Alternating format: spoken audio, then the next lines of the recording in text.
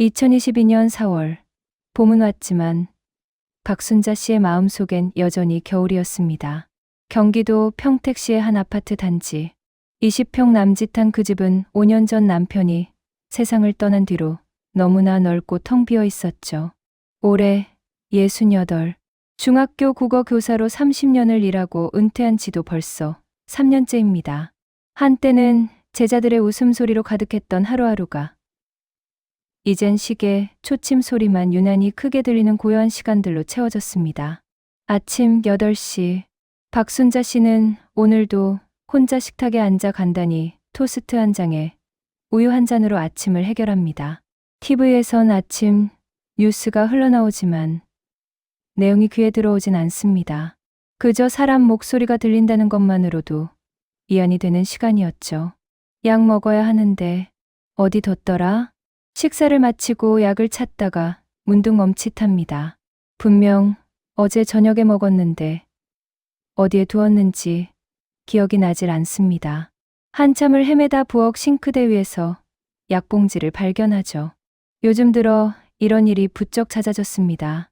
건망증이라고 하기엔 너무 자주, 너무 많이 잊어버립니다. 장남은 10년 전 미국으로 이민을 갔습니다. 1년에 한두 번 전화가 오는 게 전부죠. 차남 준혁이는 서울에서 건축회사 과장으로 일하며 나름 바쁘게 살아갑니다. 명절 때나 한 번씩 얼굴을 비추는 게 고작입니다. 나야 뭐 이렇게 혼자서도 괜찮지. 박순자 씨는 혼잣말로 스스로를 다독입니다. 하지만 밤이 되면 달라집니다. 텅 빈 거실에 홀로 앉아 있으면 문득 남편이 소파에 앉아 신문을 보던 모습이 떠오릅니다. 부엌에서 설거지를 하다 보면 뒤에서 여보, 뭐 도와줄까? 하던 그 목소리가 들리는 것만 같습니다. 그렇게 또 하루가 지나갑니다. 어느 오후, 박순자 씨는 우편함을 확인하러 1층으로 내려갔습니다. 아파트 게시판 앞을 지나가는데 한 여자가 전단지를 붙이고 있었습니다. 50대 초반쯤 보이는 그 여자는 단정한 옷차림에 부드러운 인상을 하고 있었죠. 어르신, 혹시 도움 필요하신 일 없으세요? 갑자기 말을 거는 여자에게 박순자 씨는 약간 놀라며 고개를 돌렸습니다. 전단지에는 요양보호사 최영이라는 이름과 함께 어르신 돌봄 서비스라는 문구가 적혀 있었습니다. 아니요, 괜찮습니다. 박순자 씨는 짧게 대답하고 지나치려 했습니다. 낯선 사람에게 쉽게 마음을 여는 성격은 아니었으니까요. 하지만 그 여자, 최영이는 따뜻한 미소를 지으며 한마디를 더 건넸습니다. 저희 어머니랑 비슷한 연세시네요. 어머니도 혼자 사시는데 제가 자주 못 찾아뵙거든요. 그래서 이렇게 이웃 어르신들이라도 돌봐드리고 싶어서요. 그 말에 박순자 씨의 발걸음이 멈췄습니다. 혼자 사신다는 말이 왠지 남의 일 같지 않았죠. 최영이는 계속해서 말을 이어갔습니다. 병원 가실 때 동행도 해드리고 장 보실 때도 함께 가고요. 큰일은 아니고 그냥 제가 할 수 있는 작은 도움들이요. 비용 같은 건 생각 안 하셔도 돼요. 비용을 안 받는다고요? 네. 저는 그냥 어르신들 돌보는 게 보람이거든요. 제 연락처 여기 있으니까 혹시 필요하시면 언제든 연락 주세요. 최영이는 명함 한 장을 건네고는 환하게 웃으며 자리를 떠났습니다. 박순자 씨는 손에 쥔 명함을 물끄러미 바라봤습니다. 세상에 이렇게 친절한 사람도 있구나 싶었습니다. 그날 저녁, 박순자 씨는 명함을 냉장고 문에 자석으로 붙여놨습니다. 당장 연락할 생각은 없었지만 그래도 혹시 모르니까요. 일주일 후, 박순자 씨는 병원에 가야 할 일이 생겼습니다. 고혈압 약을 처방받아야 했는데 혼자 가기엔 왠지 막막했습니다. 병원 가는 길도 헷갈리고 어떤 검사를 받아야 하는지도 가물가물했죠. 고민하다가 문득 냉장고에 붙어있던 명함이 떠올랐습니다. 여보세요? 저 지난번에 아파트에서 배웠던 어르신 기억나요? 무슨 일이세요? 최영희의 목소리는 전화기 너머로도 따뜻하게 들렸습니다. 병원에 가야 하는데 혼자 가기가 좀 불편해서요. 제가 모시고 갈게요. 언제 가시게요? 그렇게 박순자 씨와 최영희의 인연이 시작됐습니다.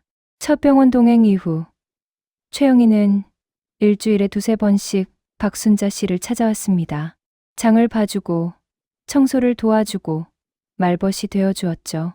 박순자 씨는 처음엔 조심스러웠지만 시간이 지나면서 점점 최영희에게 마음을 열기 시작했습니다. 영희 씨, 오늘은 날씨가 참 좋네요. 그러게요, 어르신. 점심 드시고 가까운 공원이라도 산책하실까요? 그럴까요? 요즘 나가질 않아서.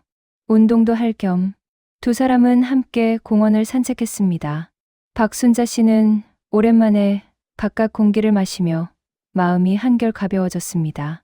최영희는 곁에서 팔짱을 끼고 천천히 걸어주었죠. 영희 씨 덕분에 요즘 사는 맛이 나요. 에이, 제가 뭘 했다고요. 어르신이 워낙 좋은 분이셔서 저도 오는 게 즐거워요. 최영희의 말에 박순자 씨는 환하게 웃었습니다. 정말 오랜만에 짓는 진심 어린 웃음이었습니다. 한 달이 지나고 두 달이 지났습니다. 최영희는 이제 박순자 씨에게 없어선 안 될 존재가 되었습니다. 아침에 눈을 뜨면 제일 먼저 오늘 영희 씨 오나? 하고 생각했고 저녁이 되면 내일은 영희 씨 올까? 하고 기다렸죠. 어느 날 저녁 박순자 씨는 거실 서랍장을 열어 통장과 인감도장을 확인했습니다. 세계은행에 나눠져 있는 예금 총액은 3억 8천만 원. 평생 모은 돈이었습니다. 그리고 남편이 남겨준 이 아파트까지.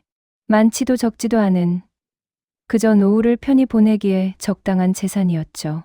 이제 준혁이한테 물려줘야 하는데 박순자 씨는 중얼거리며 서랍장을 닫았습니다. 그런데 왠지 모를 불안함이 스쳤습니다. 요즘 들어 기억력이 더 나빠진 것 같았거든요. 통장을 어디에 두었는지, 비밀번호가 무엇인지 자꾸만 까먹습니다. 영희 씨한테 한번 물어봐야겠어. 박순자 씨는 혼잣말을 하며 소파에 앉았습니다. 며칠 후, 최영희가 방문했을 때 박순자 씨는 조심스럽게 물었습니다. 영희 씨, 나 요즘 자꾸 깜빡깜빡해서 그러는데 통장이랑 중요한 서류 같은 거 관리하는 방법 좀 알려줄 수 있어요? 최영희는 잠시 생각하는 듯 하더니 도드럽게 미소 지으며 말했습니다. 어르신, 제가 정리 좀 해드릴까요? 어차피 병원비 내고 공과금 낼 때 필요하잖아요. 제가 어르신 대신 챙겨드리는 게 나을 것 같은데요. 그래도 되겠어요? 폐가 많이 되는 거 아닌가. 무슨 말씀을 그렇게 하세요. 제가 좋아서 하는 일인데요. 어르신은 편히 쉬시기만 하세요. 박순자 씨는 최영희의 말에 고개를 끄덕였습니다. 정말 고마운 사람이었습니다. 이렇게 헌신적으로 돌봐주는 사람이 세상에 또 있을까요? 그날 밤 최영희는 박순자 씨의 집을 나서며 현관문 앞에서 잠시 멈췄습니다. 그리고 아무도 보지 않는 복도에서 천천히 의미심장한 미소를 지었습니다. 그 미소 속엔 대체 무엇이 숨겨져 있을까요? 그 미소는 시작에 불과했습니다. 2022년 7월 최영희가 박순자 씨를 처음 만난 지 석 달이 지났습니다. 이제 두 사람의 관계는 단순한 도움을 넘어선 무언가로 변해가고 있었죠. 박순자 씨에게 최영희는 딸 같은 존재였고 최영희에게 박순자 씨는 글쎄요. 그건 조금 다른 의미였습니다. 어르신, 오늘 병원 가시는 날이죠? 제가 모시러 왔어요. 최영희는 이제 일주일에 서너 번씩 박순자 씨를 찾아왔습니다. 병원 진료 일정도 최영희가 다 관리했죠. 박순자 씨는 언제 어느 병원에 가야 하는지 이제 스스로 기억하지 못했습니다. 그저 최영희가 알려주는 대로 따라갈 뿐이었죠. 영희 씨, 오늘 무슨 검사를 받는 거였죠? 어르신, 고혈압 정기검진이요. 약도 다시 처방받아야 하고요. 병원에서 진료를 마치고 나오는 길이었습니다. 최영희는 자연스럽게 말을 꺼냈습니다. 어르신, 제가 약국에서 약 받아 올게요. 건강보험증 좀 주세요. 아, 그래요. 여기 있어요. 박순자 씨는 별다른 의심 없이 지갑에서 건강보험증을 꺼내 건넸습니다.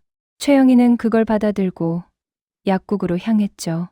그런데 약국에 들어가기 전 최영희는 건강보험증을 찬찬히 살펴봤습니다.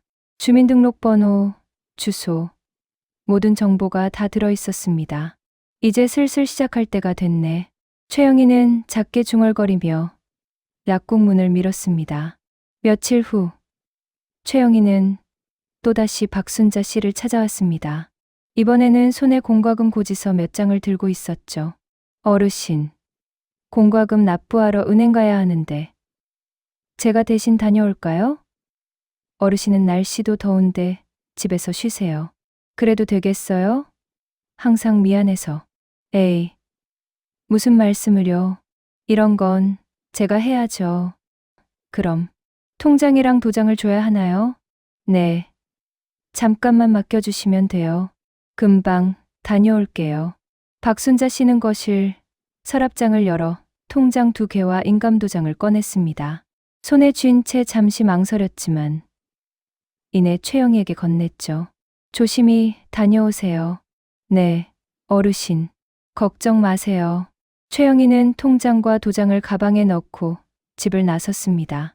하지만 은행으로 가는 대신 근처 카페로 향했습니다. 카페 구석 자리에 앉아 통장을 펼쳐봤죠.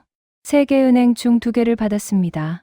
잔액은 각각 1억 2천만 원, 1억 5천만 원, 합쳐서 2억 7천만 원입니다. 나머지 하나도 곧 받을 수 있겠어. 최영희는 통장을 다시 가방에 넣고 자리에서 일어났습니다. 공과금은 납부했습니다. 하지만 그날 저녁 통장과 도장은 박순자 씨에게 돌아오지 않았죠. 어르신, 제가 보관하고 있을게요.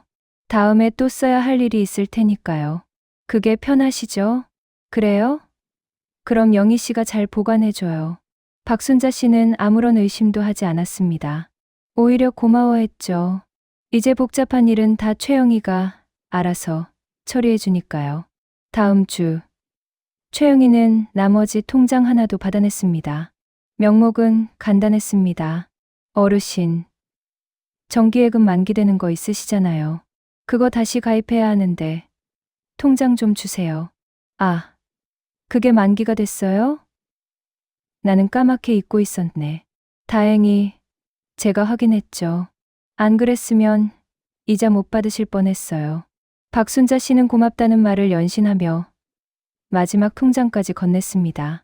이제 박순자 씨의 모든 금융정보는 최영희의 손에 있었습니다. 그날 밤 최영희는 집에서 3개의 통장을 책상 위에 펼쳐놓고 계산기를 두드렸습니다. 총 3억 8천만 원. 그리고 아파트 시세는 대략 4억 2천만 원. 합치면 8억입니다. 이 정도면 충분해. 최영희의 눈빛이 차갑게 빛났습니다. 한편 서울 강동구의 한 아파트에서는 박순자 씨의 아들 박준혁이 저녁 식사를 하고 있었습니다. 회사에서 야근을 마치고 집에 오니 밤 10시가 넘었죠. 피곤한 몸을 이끌고 소파에 앉아 휴대폰을 들었습니다. 엄마한테 전화 한번 해야 하는데. 박준혁은 통화 기록을 확인했습니다.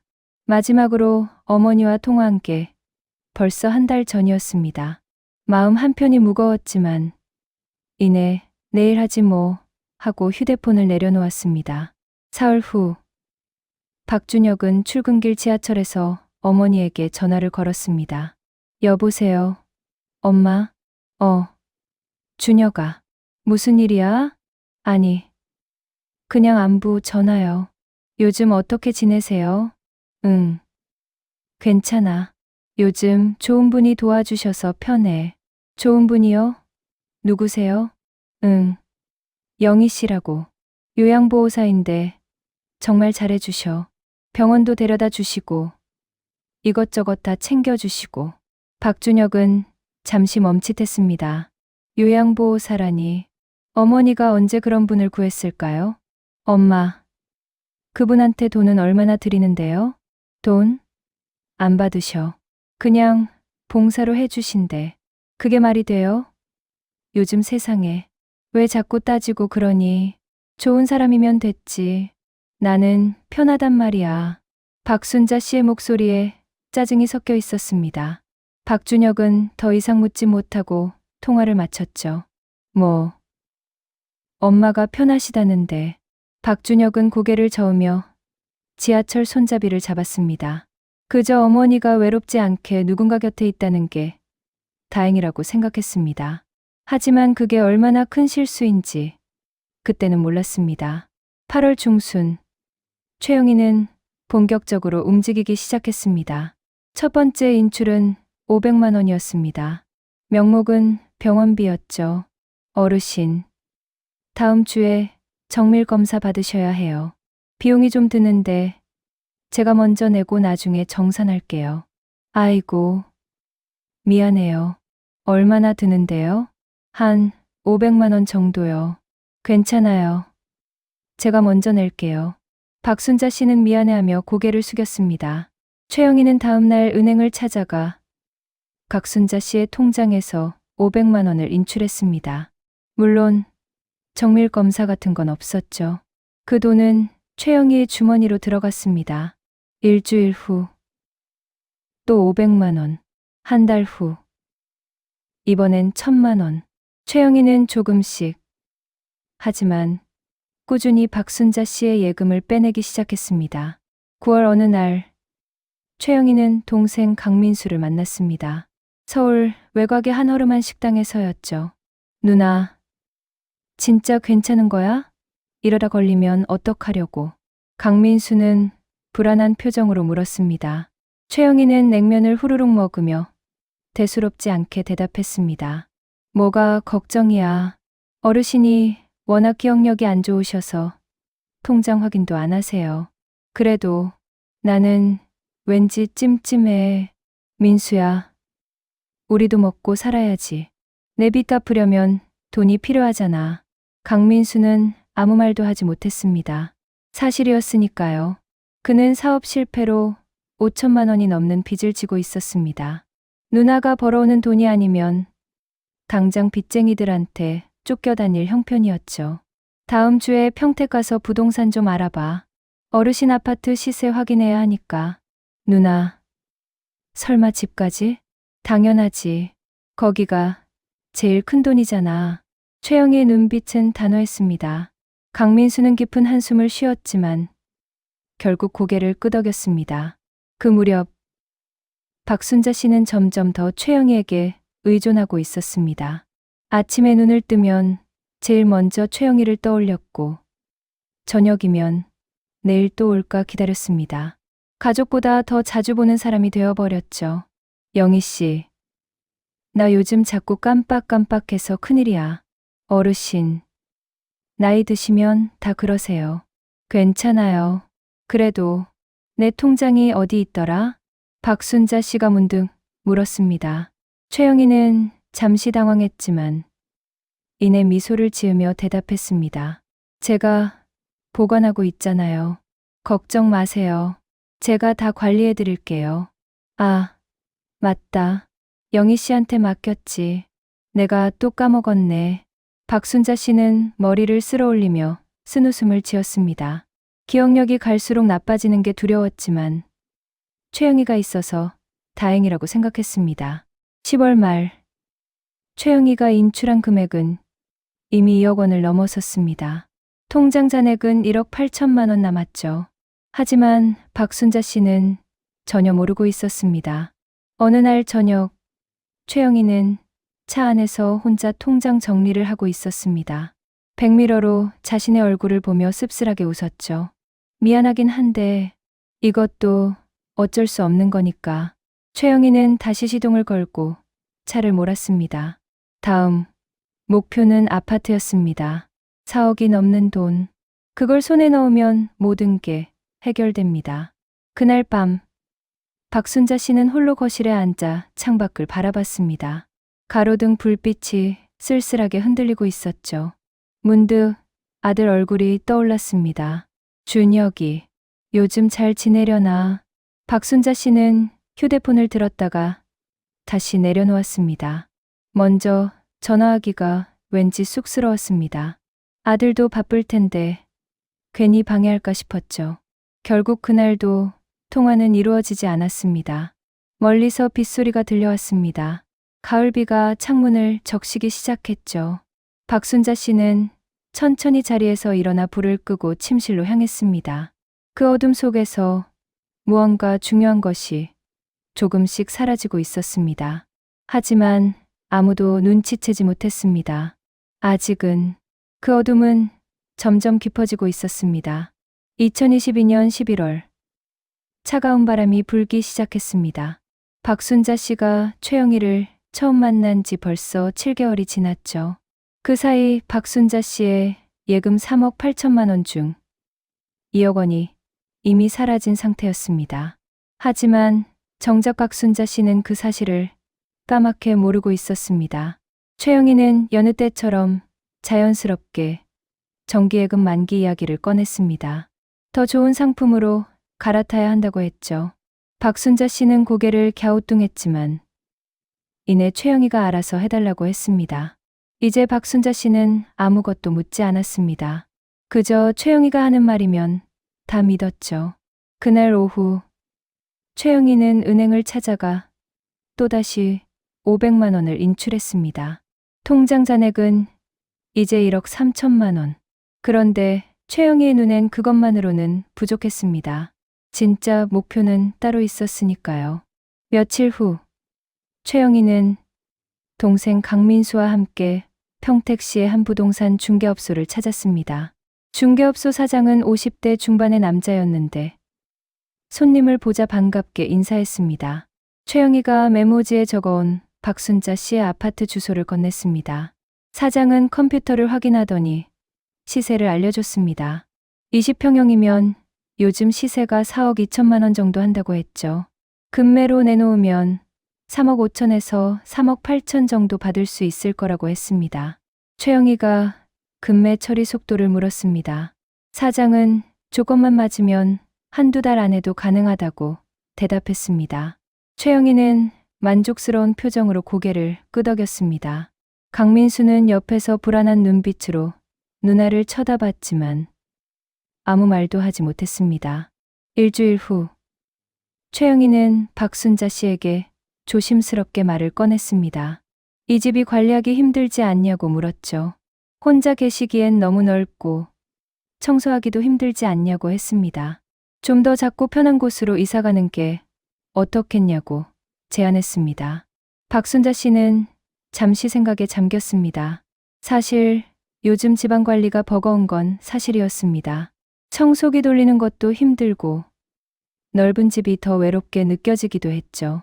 하지만 남편과 살던 집이라 망설여졌습니다. 최영희는 추억은 마음에 간직하면 되고 더 편한 곳에서 건강하게 사는 게 중요하다고 말했습니다. 박순자 씨는 천천히 고개를 끄덕이며 최영희에게 알아서 해달라고 했습니다. 잘 모르겠다고 했죠. 그날부터 최영희는 본격적으로 움직였습니다. 부동산에 금매 매물로 내놓고 매수 희망자를 찾기 시작했죠. 가격은 3억 5천만 원. 시세보다 7천만 원이나 싼 가격이었지만 빨리 처리하는 게 중요했습니다. 2023년 1월 중순 드디어 매수인이 나타났습니다. 40대 부부였는데 급하게 집을 구하던 중이었죠. 계약 날짜를 잡았습니다. 하지만 계약 당일 그 자리에 박순자 씨는 없었습니다. 부동산 중개업소 사무실. 최영희는 혼자 앉아 계약서를 검토하고 있었습니다. 매수인 부부가 의아한 표정으로 본인이 직접 와야 하는 거 아니냐고 물었습니다. 최영희는 어르신이 거동이 불편해서 자신이 정권을 위임받았다고 대답했습니다. 가방에서 위임장을 꺼냈습니다. 물론 가짜였죠. 박순자 씨의 서명을 흉내내어 직접 작성한 것이었습니다. 매수인이 망설이자 중개업소 사장이 끼어들었습니다. 위임장 있으면 가능하다고. 요즘 이런 케이스 많다고 했습니다. 결국 계약은 성사됐습니다. 계약서에 박순자 씨의 서명란이 있었지만 거기 적힌 것도 최영희가 직접 쓴 위조 서명이었습니다. 최영희는 계약금 5천만 원을 받고 중개업소를 나섰습니다. 차 안에서 봉투 속 돈을 확인하던 최영희의 손이 미세하게 떨렸습니다. 불안한 걸까요? 아니면 흥분한 걸까요? 아마 둘 다였을 겁니다. 한 달 후인 2023년 2월 잔금 날짜가 다가왔습니다. 최영희는 박순자 씨에게 새 집으로 가자고 말했습니다. 훨씬 좋은 곳이라고 했죠. 인천 송도라고 공기도 좋고 바다도 가깝다고 했습니다. 박순자 씨는 혼란스러웠습니다. 인천 송도라니 갑자기 너무 멀리 가는 거 아닌가 싶었죠. 하지만 최영희를 믿었기에 따를 수밖에 없었습니다. 최영희가 그렇다면 그래야겠다고 생각했습니다. 이삿날 박순자 씨는 짐을 싸며 집 안을 둘러봤습니다. 30년을 살던 집이었습니다. 남편과 함께했던 추억들이 곳곳에 배어 있었죠. 거실 소파, 안방 옷장, 부엌 식탁, 모든 게 낯설게 느껴졌습니다. 여기를 떠나는 게 맞는지 의문이 들었지만 이미 늦었습니다. 최영희가 부른 이사 차량이 아파트 앞에 대기하고 있었으니까요. 인천 송도의 오피스텔, 15평도 안 되는 작은 공간이었습니다. 박순자 씨는 낯선 집에 들어서며 불안감을 느꼈습니다. 여기가 우리 집이냐고 물었지만 최영희는 그저 여기서 편히 지내라고만 했습니다. 최영희는 박순자 씨를 방에 앉혀두고는 부엌으로 갔습니다. 그리고 박순자 씨의 휴대폰을 슬쩍 집어들었죠. 새 유심칩으로 교체했습니다. 전화번호가 바뀌었습니다.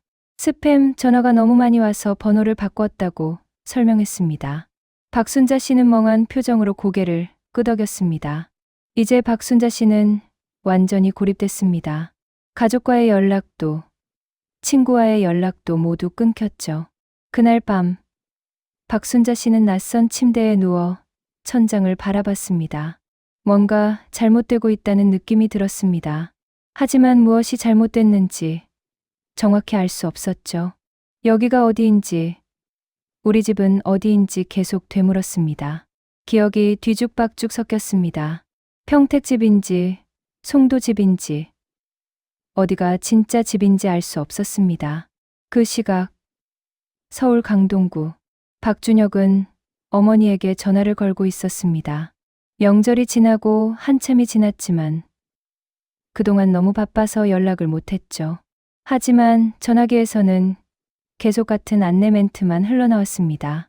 없는 번호라는 안내였습니다. 박준혁은 이상하다는 생각이 들었습니다. 어머니가 번호를 바꾸셨나? 하지만 왜 알려주지 않으셨을까 의문이었죠. 일단 주말에 직접 가봐야겠다고 마음먹었습니다. 다음 주 토요일 아침, 박준혁은 차를 몰고 평택으로 향했습니다. 2시간을 달려 어머니 아파트 앞에 도착했죠. 주차를 하고 현관 비밀번호를 누르려는데 번호가 바뀌어 있었습니다. 이상한 마음에 경비실로 향했습니다. 경비원 아저씨가 반갑게 인사했습니다. 오랜만이라고 했죠. 박준혁이 집 비밀번호가 바뀐 이유를 물었습니다. 경비원은 그 집이 팔렸다고 말했습니다. 한 달 전쯤에 팔렸다고 했죠. 새 주인이 들어왔다고 젊은 부부라고 설명했습니다. 박준혁은 머리를 한 대 맞은 것 같았습니다. 믿을 수가 없었습니다. 어머니가 집을 팔면서 아들한테 말 한마디 없었다는 게 말이 안 됐죠. 어머니가 어디 가셨는지 물었습니다. 경비원도 잘 모른다고 했습니다.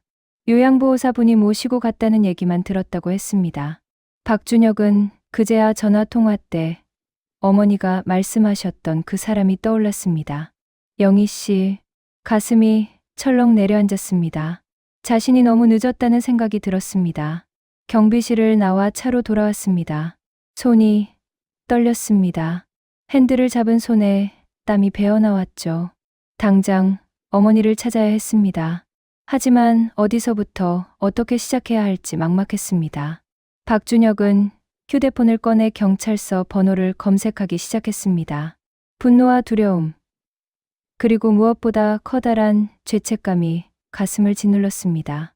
차 안에서 박준혁의 목소리가 떨렸습니다. 어머니에게 미안하다고, 자신이 잘못했다고 중얼거렸습니다. 한편 송도 오피스텔에서 박순자 씨는 창밖을 바라보고 있었습니다. 낯선 풍경, 낯선 건물들, 모든 게 두려웠습니다. 준혁이를 불렀습니다. 엄마가 여기 있다고 말했습니다. 하지만 그 목소리는 아무에게도 닿지 않았습니다. 고립된 방 안에서 박순자 씨는 혼자였습니다.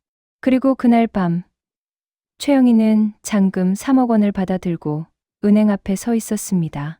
총 8억 원. 아파트 매매 대금과 예금을 합친 금액이었습니다.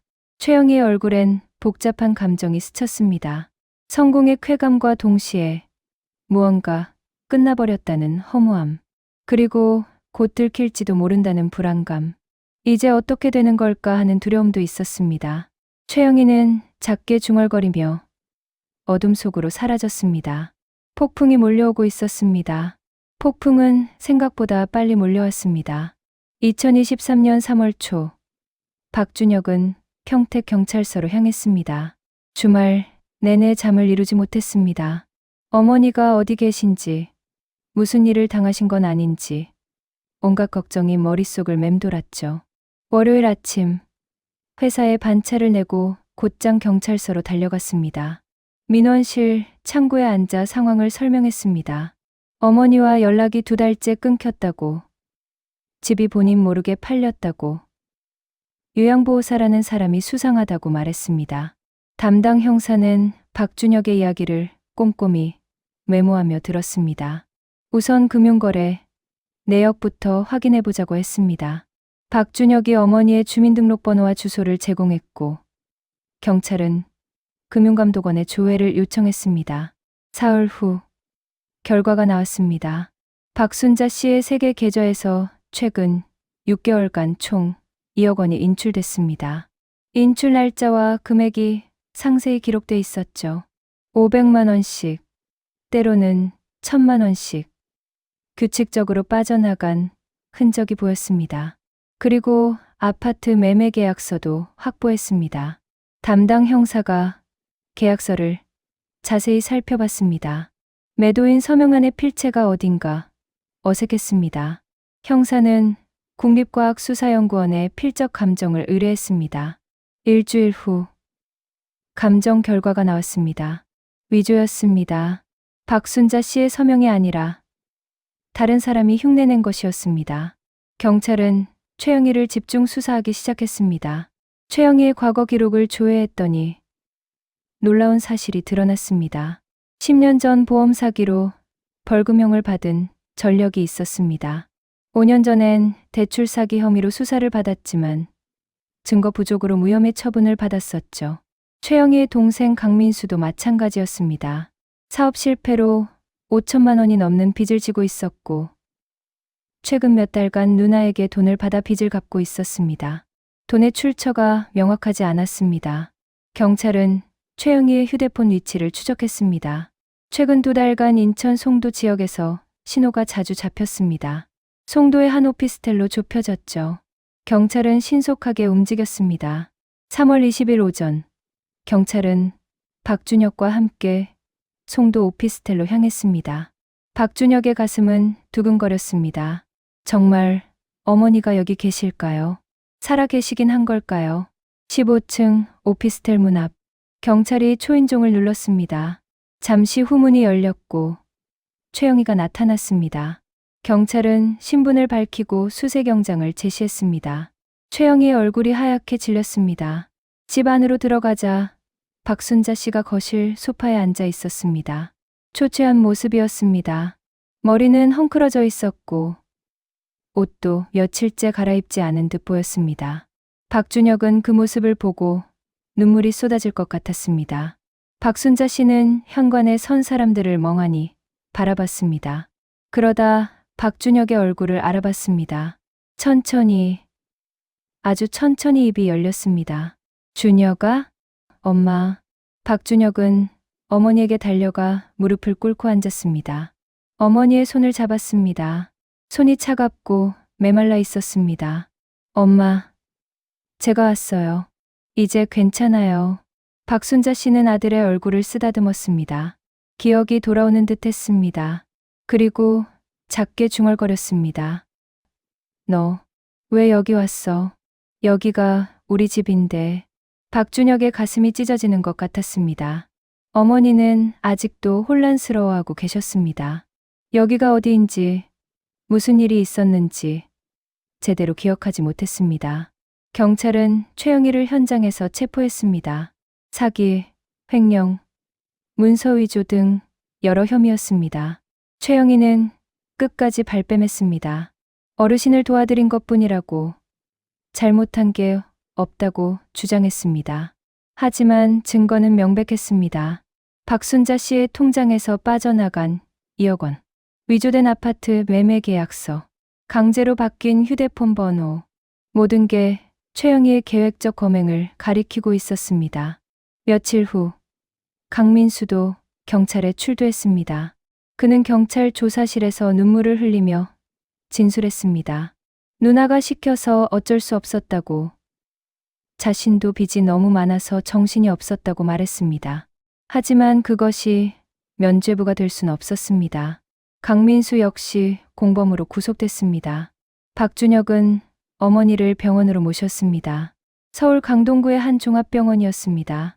정밀 검사 결과 박순자 씨는 경증, 우울증과 건망증이 상당히 악화된 상태였습니다. 하지만 다행히 치매는 아니었습니다. 적절한 치료를 받으면 회복이 가능하다는 진단이었습니다. 담당 의사는 박준혁에게 말했습니다. 어머니가 겪은 정신적 충격이 크다고, 시간이 필요하다고 했습니다. 가족의 사랑과 관심이 가장 중요한 치료라고 강조했습니다. 박준혁은 회사에 한 달간 휴직계를 냈습니다. 지금은 어머니가 최우선이었습니다. 돈도 직장도 아무것도 중요하지 않았습니다. 그저 어머니가 건강을 회복하시는 것만이 유일한 바람이었습니다. 이번 일주일 후 박순자 씨는 조금씩 기억을 되찾기 시작했습니다. 최영희가 자신에게 무슨 짓을 했는지, 집이 어떻게 된 건지 점점 이해하게 됐습니다. 그리고 그 사실을 깨달았을 때 박순자 씨는 울었습니다. 병실에서 박준혁의 손을 잡고 오랫동안 울었습니다. 자신이 너무 어리석었다고, 낯선 사람만 믿고 정작 가족은 멀리했다고 후회했습니다. 박준혁도 함께 울었습니다. 자신이 어머니를 더 자주 찾아뵙지 못한 걸, 전화 한 통 제대로 드리지 못한 걸 뉘우쳤습니다. 엄마, 제가 잘못했어요. 제가 더 자주 찾아뵀어야 했는데. 아니야, 엄마가 잘못한 거야. 내가 너무 외로워서. 두 사람은 한참을 울었습니다. 그리고 그 눈물 속에서 조금씩 치유가 시작됐습니다. 4월 초, 경찰은 수사 결과를 발표했습니다. 최영희와 강민수는 사기, 횡령, 문서 위조 등의 혐의로 구속 기소됐습니다. 검찰은 엄중한 처벌을 구형하겠다고 밝혔습니다. 수사 과정에서 최영희가 인출한 2억 원 중 일부를 추적할 수 있었습니다. 강민수의 빚 상환에 쓰인 5천만 원, 최영희 본인의 생활비와 사치품 구입에 쓰인 7천만 원을 확인했습니다. 총 1억 2천만 원은 환수가 가능했습니다. 하지만 나머지는 이미 소비돼 회수가 어려웠습니다. 아파트는 더 복잡한 문제였습니다. 이미 제3자에게 넘어간 상태였습니다. 매수인은 선의의 피해자였습니다. 정상적으로 계약했고 잔금까지 다 치렀으니까요. 법적으로 되돌리기가 매우 어려운 상황이었습니다. 박준혁은 변호사와 상담했습니다. 민사소송을 통해 최영희에게 손해배상을 청구할 수 있다고 했습니다. 하지만 최영희에게 재산이 없으면 실질적인 배상을 받기 어렵다는 설명도 들었습니다. 결국 8억 원 중 1억 2천만 원만 돌려받을 수 있었습니다. 아파트도 돌아오지 않았습니다. 평생 모은 재산 대부분을 잃었습니다. 하지만 박준혁은 담담하게 받아들였습니다. 병실에서 어머니에게 말했습니다. 돈은 다시 벌 수 있다고, 집도 다시 마련할 수 있다고 했습니다. 하지만 어머니는 한 분뿐이라고, 그게 가장 중요하다고 말했습니다. 박순자 씨는 아들의 말을 듣고 눈물을 닦았습니다. 그리고 작게 미소 지었습니다. 재산은 잃었지만 아들을 되찾았습니다. 그것만으로도 감사했습니다. 5월 중순, 박순자 씨는 퇴원했습니다. 2달간의 입원 치료 끝에 건강이 많이 회복됐습니다. 건망증도 많이 좋아졌고 우울증도 거의 사라졌습니다. 의사는 가족과 함께 지내면서 꾸준히 관리하면 완전히 회복될 거라고 말했습니다. 박준혁은 어머니를 자신의 집으로 모셨습니다. 강동구 아파트, 며느리와 2 손주가 있는 곳이었습니다. 박순자 씨는 처음엔 폐가 될까 걱정했지만 며느리가 환하게 웃으며 맞아줬습니다. 어머니, 어서 오세요. 이제 저희가 모실게요. 박순자 씨는 며느리의 손을 잡고 고마워했습니다. 손주들도 할머니를 반갑게 맞았습니다. 오랜만에 느끼는 가족의 따뜻함이었습니다. 그날 저녁, 온 가족이 둘러앉아 저녁 식사를 했습니다. 박순자 씨는 손주들이 밥 먹는 모습을 물끄러미 바라봤습니다. 그리고 생각했습니다. 이게 진짜 행복이구나. 돈이 아니라 가족이 함께 있는 이 순간이 진짜 소중한 거구나. 박준혁은 어머니의 표정을 보며 안도했습니다. 이제 시작이었습니다. 앞으로 어머니와 함께 행복한 시간을 만들어가면 됐습니다. 늦었지만 포기하지 않아서 다행이었습니다. 창밖으로 봄 햇살이 따스하게 비쳐 들어왔습니다. 그 따스한 햇살은 새로운 시작을 알리고 있었습니다. 2023년 9월, 박순자 씨가 아들의 집으로 온 찐넉 달이 지났습니다. 처음엔 모든 게 낯설었습니다. 며느리와 손주들과 함께 사는 것도, 좁아진 공간도, 바뀐 일상도 모두 적응이 필요했죠. 하지만 시간이 지나며 박순자 씨는 조금씩 변해갔습니다. 아침 7시, 박순자 씨는 손주들보다 먼저 일어났습니다. 부엌으로 가서 물을 끓이고 아침 식사 준비를 도왔습니다. 며느리가 출근 준비로 바쁜 시간이었죠. 박순자 씨가 손주들 도시락 반찬을 챙기며 말했습니다. 할머니가 해줄게. 너희 엄마는 회사 가야 하니까. 손주들은 할머니가 싸준 도시락을 들고 학교로 향했습니다. 박순자 씨는 현관문 앞에서 손주들이 계단을 내려가는 모습을 지켜봤습니다. 그 뒷모습이 참 예뻤습니다. 낮에는 집안일을 거들었습니다. 청소, 빨래, 설거지. 예전엔 혼자 하기 버거웠던 일들이 이젠 보람으로 느껴졌습니다. 누군가를 위해 무언가를 한다는 것. 그게 이렇게 행복한 일인 줄 몰랐습니다. 오후엔 동네 경로당에 나갔습니다. 처음 경로당을 찾았을 때 박순자 씨는 조심스러웠습니다. 새로운 사람들과 어울리는 게 쉽지 않았죠. 하지만 같은 또래 어르신들과 이야기를 나누다 보니 마음이 열렸습니다. 경로당에서 만난 김 할머니, 이 할머니와 친구가 됐습니다. 함께 화투도 치고 산책도 하고 수다도 떨었습니다. 박순자 씨는 자신의 이야기를 조금씩 나눴습니다. 사기를 당한 이야기, 8억을 잃은 이야기. 어르신들은 박순자 씨의 손을 잡고 위로했습니다. 순자 씨, 그래도 자식이 포기 안 하고 찾아줬잖아. 그게 얼마나 다행이야. 맞아. 돈은 다시 모으면 되는데 가족은 못 사는 거야. 경로당 어르신들의 말이 박순자 씨의 마음에 스며들었습니다. 맞습니다. 돈보다 소중한 게 있었습니다. 바로 가족이었습니다. 저녁이면 박준혁이 퇴근해서 들어왔습니다. 예전엔 야근이 잦았지만 이젠 6시면 집에 왔습니다.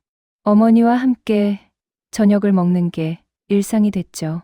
식사 후엔 손주들 숙제를 봐줬습니다. 할머니, 이 문제 어떻게 푸는 거예요? 어디 봐라. 할머니가 선생님이었잖아. 박순자 씨는 손주들에게 국어와 역사를 가르쳤습니다. 30년 교사 생활의 경험이 빛을 발했습니다. 손주들은 할머니를 할머니 선생님이라고 불렀습니다. 박순자 씨는 그 호칭이 참 좋았습니다. 주말이면 박준혁과 함께 산책을 나갔습니다. 올림픽 공원을 천천히 걸으며 이야기를 나눴습니다. 박준혁이 어머니의 손을 잡고 물었습니다. 엄마, 요즘은 좀 어때요? 응, 좋아. 정말 좋아. 영희 씨 생각하면 아직도 화나시죠? 박순자 씨는 잠시 생각했습니다. 화가 나지 않는다면 거짓말이었습니다. 8억이란 돈을 잃었고 평생 살던 집도 잃었습니다. 분명 억울하고 화가 났습니다. 하지만 그것만은 아니었습니다. 화나지. 근데 말이야. 그 일이 없었으면 나는 아마 계속 혼자 살았을 거야. 너랑도 이렇게 자주 못 봤을 거고. 엄마, 준혁아, 돈은 잃었지만 너를 되찾았어. 며느리도 알게 됐고 손주들이랑도 이렇게 살게 됐잖아. 오히려 잘 된 것 같아. 박준혁은 어머니의 말을 듣고 코끝이 찡해졌습니다. 어머니는 정말 강한 분이었습니다. 그렇게 큰 상처를 입고도 앞을 향해 걸어가고 계셨습니다. 10월 말, 최영희와 강민수의 재판이 있었습니다. 박준혁은 법정에 출석했습니다. 박순자 씨도 함께 가려 했지만 박준혁이 말렸습니다. 그 사람들을 다시 볼 필요 없다고, 자신이 다녀오겠다고 했습니다. 법정에서 최영희는 여전히 뻔뻔했습니다. 변호인을 통해 선처를 호소했지만 재판부는 엄중하게 판결했습니다. 계획적이고 치밀한 범행이었고 피해자가 고령의 독거노인이었다는 점을 고려했습니다. 최영희는 징역 5년, 강민수는 징역 3년을 선고받았습니다. 그리고 연대에서 피해 금액을 배상하라는 명령도 함께 내려졌습니다. 하지만 실질적인 배상은 어려울 것 같았습니다. 최영희에게 재산이 없었으니까요. 박준혁은 법정을 나서며 복잡한 심경이었습니다. 처벌은 받았지만 잃어버린 돈과 집은 돌아오지 않았습니다. 하지만 이제 더 이상 미련을 가지지 않기로 했습니다. 앞으로 나아가는 게 중요했습니다. 집에 돌아와 어머니에게 재판 결과를 알려줬습니다. 박순자 씨는 담담하게 고개를 끄덕였습니다. 그래, 그 사람들도 벌을 받았으니 이제 됐어. 우리는 우리 길을 가자. 11월 어느 날, 박순자 씨는 손주들과 함께 거실에 앉아 있었습니다. 손주 중 큰아이가 물었습니다. 할머니는 왜 혼자 사셨어요? 박순자 씨는 잠시 생각했습니다. 어떻게 대답해야 할까요? 손주에게 할머니가 당한 일을 다 말할 순 없었습니다. 할머니가 외로웠거든. 그래서 잘못된 선택을 했어. 이제는 안 외로우시죠? 응. 이제는 안 외로워. 너희가 있으니까. 손주가 할머니를 꼭 안아줬습니다. 박순자 씨는 손주의 등을 쓰다듬으며 생각했습니다. 외로움이 얼마나 무서운 건지 이제야 알았습니다. 외로움 때문에 판단력을 잃었고 낯선 사람에게 모든 걸 맡겼습니다. 하지만 이젠 달랐습니다. 가족이 곁에 있었습니다. 더 이상 혼자가 아니었습니다. 12월. 겨울이 왔습니다. 박순자 씨가 아들의 집에 온 지 8개월이 지났습니다. 건망증은 거의 사라졌고 우울증도 완전히 회복됐습니다. 의사는 정기 검진만 받으면 된다고 말했습니다. 크리스마스 이브, 온 가족이 함께 모였습니다. 박준혁의 형도 미국에서 잠시 들어왔습니다. 오랜만에 만난 두 아들과 며느리들, 손주들까지. 거실은 웃음소리로 가득 찼습니다. 박순자 씨는 가족들을 바라보며 생각했습니다. 8억을 잃었습니다. 평생 모은 돈이었고 남편과 함께 살던 집이었습니다. 분명 큰 손실이었습니다. 하지만 그 대가로 얻은 것도 있었습니다. 아들과의 관계, 며느리의 사랑, 손주들과의 시간, 그리고 외롭지 않은 매일매일. 이 모든 것이 돈으로 살 수 없는 것들이었습니다. 박순자 씨는 조용히 자리에서 일어나 창가로 갔습니다. 창밖엔 하얀 눈이 내리고 있었습니다. 겨울이 왔지만 박순자 씨의 마음은 따뜻했습니다. 영희 씨, 미안하지만 나는 행복해. 박순자 씨는 작게 중얼거렸습니다. 복수하고 싶은 마음은 없었습니다. 그저 자신이 행복하게 사는 것. 그게 최선의 대답이라고 생각했습니다. 박준혁이 다가와 어머니의 어깨에 손을 올렸습니다. 엄마, 우리 내년엔 여행 가요. 제주도 어때요? 그래, 좋지. 손주들이랑 같이 가면 더 좋겠다. 당연하죠. 온 가족이 함께 가는 거예요. 박순자 씨는 아들을 보며 미소 지었습니다. 이제 앞으로 나아갈 시간이었습니다. 과거는 과거로 남겨두고 새로운 날들을 만들어가면 됐습니다. 눈은 계속 내렸습니다. 하얀 눈이 세상을 덮어가듯 박순자 씨의 상처도 조금씩 덮여가고 있었습니다. 완전히 사라지진 않겠지만 시간이 지나면 희미해질 것입니다. 이 이야기를 듣고 계신 여러분께 전하고 싶은 말이 있습니다. 혼자 사시는 부모님이 계시다면 오늘 당장 전화 한 통 해보세요. 바쁘다는 핑계로 미루지 마세요. 부모님은 여러분의 목소리를 기다리고 계십니다. 그리고 혹시 혼자 사시는 어르신이라면 외롭다고 낯선 사람의 친절에 쉽게 마음을 열지 마세요. 진짜 가족은 멀리 있어도 늦어도 반드시 돌아옵니다. 우리 주변에 홀로 사시는 어르신들에게 관심을 가져주세요. 작은 관심이 큰 범죄를 막을 수 있습니다. 박순자 씨는 8억을 잃었지만 가족을 되찾았습니다. 그리고 깨달았습니다. 진짜 소중한 건 돈이 아니라 사랑이라는 것을, 함께할 사람이 있다는 것이 가장 큰 행복이라는 것을. 늦었다고 생각할 때가 가장 빠른 때입니다. 지금이라도 부모님께, 가족에게 손을 내밀어 보세요. 그게 시작입니다. 봄은 다시 옵니다. 추운 겨울이 지나면 따뜻한 봄이 찾아오듯이 우리의 관계도, 우리의 마음도 다시 시작할 수 있습니다. 오늘 이야기가 마음에 머무르셨다면 구독과 좋아요로 함께 해주세요. 영상을 제작하는 데 큰 힘이 됩니다. 감사합니다.